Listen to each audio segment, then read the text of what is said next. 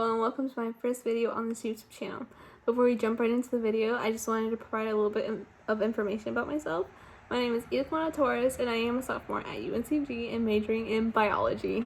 Before we continue, I just really want to apologize for the background noise that is occurring. It is a beeping noise and it is very obnoxious. I've tried everything I could possible to stop it from making that noise, but my efforts failed because it's continuing, so hopefully I can talk louder than it. If not, I'm really sorry about that. Continuing with the vlog, my class is experiencing a Rhetoric of Activism speaker series, so this vlog will be the first of this series. And with every vlog, we will be talking about a different speaker. I will also be providing my commentary and analysis of each speaker and the work they have been doing. So for this vlog, we'll be talking about Jabrar Boykin. Jabrar Boykin is known as a YouTuber, lecturer, and poet. He is a lecturer for UNCG, which is great, so if anyone was interested in being an activist, they can ask Jabrar for any tips or any information before becoming an activist.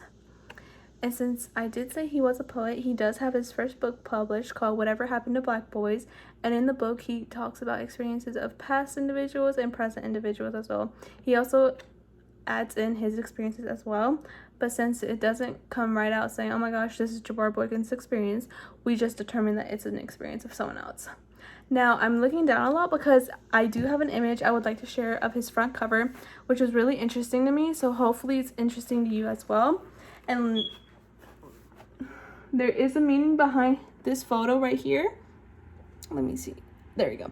So there is a meaning behind it, and the meaning I got from it was that the individual in the cover is trying to share the stories of other individuals.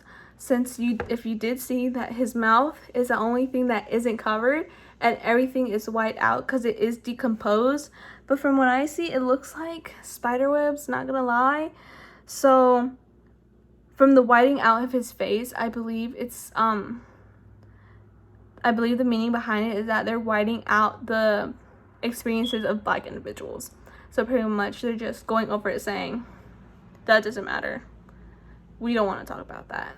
Going back to what I said about Jabrar Boykin's adding in a few of his life experiences in the book shows credibility on behalf of him because he can relate to these stories on a personal level and shows that none of this is made up. What these individuals are experiencing, he's experiencing himself, or he has experienced them himself. And this just shows that not everyone shows the behind the scenes. Not everyone's showing you the ugly, the bad, none of that. So I feel like this was eye-opening to me because I get to read a little glimpse of what individuals have gone through that I didn't even know about. There's things that are happening now that we don't know about. Just like the BLM protests, the news are just showing you the good stuff. They're not showing you what's actually happening, how people are actually being treated out in public, how Black folks are being treated worse than before. Even though we are sitting beside them during these protests, there's still some ugly behind the scenes that we don't see. There's still things that we don't know about. So Jabrar Boykin going out of his way to show what past individuals have gone through, it's just so, I'm just in awe because honestly, people aren't going to go out of their way to search up saying, what happened to these individuals? Or why did this happen to so-and-so? So the fact that he went out of his way to write this is really incredible.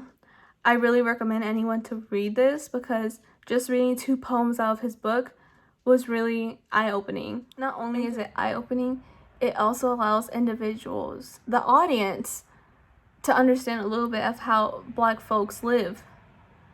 And I'm not saying that it gives us a whole view of their life.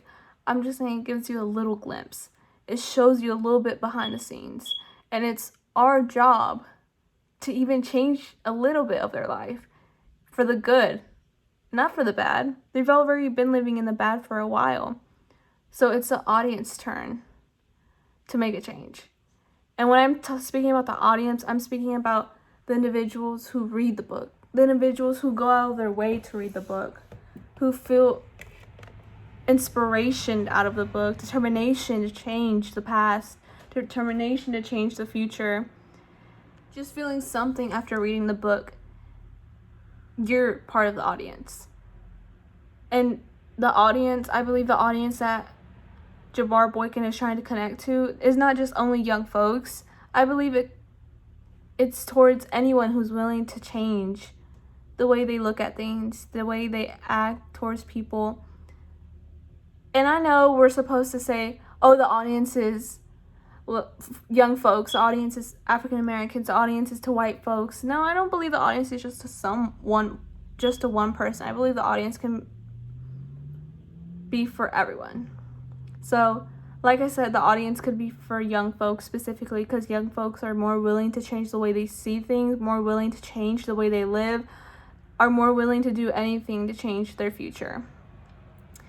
And now I'm not trying to be all, that's so cliche, like the younger generation are supposed to change the future. No, not just younger generation. I believe older generations are willing to change the way they see things as well, since they see the future is going to change from the way they lived in the past. I believe older generations are willing to change their future. I don't believe older generations are like, I like to live the way I did in the past. No, there's some individuals that don't want to be left behind. And that's why I believe there's activists willing to risk their lives to change the future. Another thing that Jabrar uses throughout his book is emotion. Every poem carries some type of emotion. The audience might feel something too. They might feel sad. They might feel pity towards the character. They might feel some happiness, if there are happy experiences throughout the poem as well. And if you feel these emotions, it's because the author wants you to feel these emotions. He uses specific words. He uses a specific tone throughout the book. He describes his setting in a specific way, so you can get an image of what's going on, so you can feel what the character feels. And I feel like if you feel pity or you feel sadness towards these individuals, and I feel like you are willing to make a change for these individuals on how they live, on how you see things. Because I believe being an activist, you have to show emotion through your work. You have to show emotion through the way you speak to individuals, using the correct language, using the correct form, how you start off the speech. It all makes a difference. So if you're willing to make a change for the future, if you're willing to make a change for these Black folks, then you're the audience that Jabrar Boykin is trying to reach to. You're the difference that individuals need. Alright, that'll be it for this vlog, and I hope y'all stick tuned for my next vlogs as well.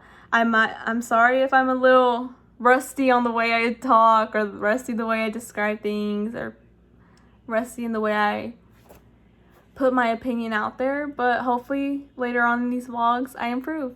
So thank you for staying, y'all. Thank you for hearing me out. This, like I said before, this is Jabrar Boykin. His book did get published. It's called Whatever Happened to Black Boys, and hopefully you get a chance to read it. Thank you. Y'all have a great day.